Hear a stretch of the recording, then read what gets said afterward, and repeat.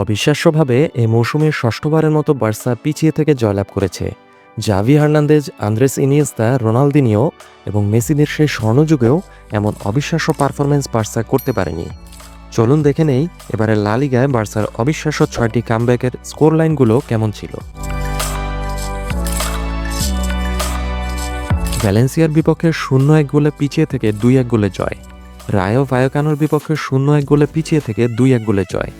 Atletico মাদ্রিদের বিপক্ষে 0-2 গোলে পিছিয়ে থেকে 4-2 গোলে জয়। সেল্টা ভিগোর বিপক্ষে 1-3 গোলে পিছিয়ে থেকে 4-3 গোলের মহাকাব্যিক জয়। ভায়াডোলিডের বিপক্ষে 0-1 গোলে পিছিয়ে থেকে 2-1 গোলে জয়। এবং এই রবিবার রিয়াল মাদ্রিদের বিপক্ষে 0-2 গোলে পিছিয়ে থেকে 4-3 গোলে জয়লাভ। কিন্তু এস্তাদি অলিম্পিক লুইস কোম্পানিসে লা লিগা ক্লাসিকোতে যা ঘটিয়েছে তা আরও পাগলাটে। এটা সত্যি যে আমরা এই সিজনে বার্সাকে 2-0 গোলে পিছিয়ে থেকে ফিরে আসতে দেখছি অনেকবার, অথবা 2 গোলের লিড হজম করেও সমতায় ফিরে যেতে দেখেছি, অথবা এগিয়ে যেতে দেখেছি। আবার স্প্যানিশ সুপার কাপে অ্যাটলেটিকোর বিপক্ষে এবং ইউরোপে ডর্টমুন্ডের বিপক্ষেও আমরা অসাধারণ প্রত্যাবর্তন করেছি।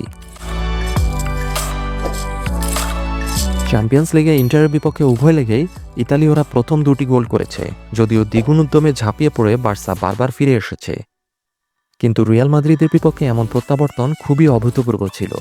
বার্সার ইতিহাসে এটিই প্রথমবার যে তারা 2 গোলে পিছিয়ে থেকেও 2 বা তার বেশি গোলে এগিয়ে থাকার পর হাফ টাইম শেষ করেছে।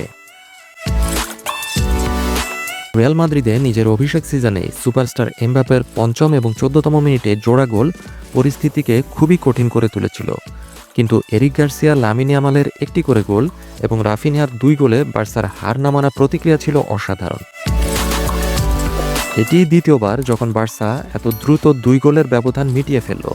এর আগে প্রায় 100 বছর আগে বার্সেলোনার অনেক বড় এক প্রত্যাবর্তন ছিল 1935 সালের 31শে মার্চ অ্যাথলেটিক ক্লাবের বিপক্ষে 2-3 গোলের জয়, যখন বার্সেলোনার ফেরেঙ্ক প্ল্যাটকোর দল 29 মিনিটেই 3টি গোল করে ফেলে।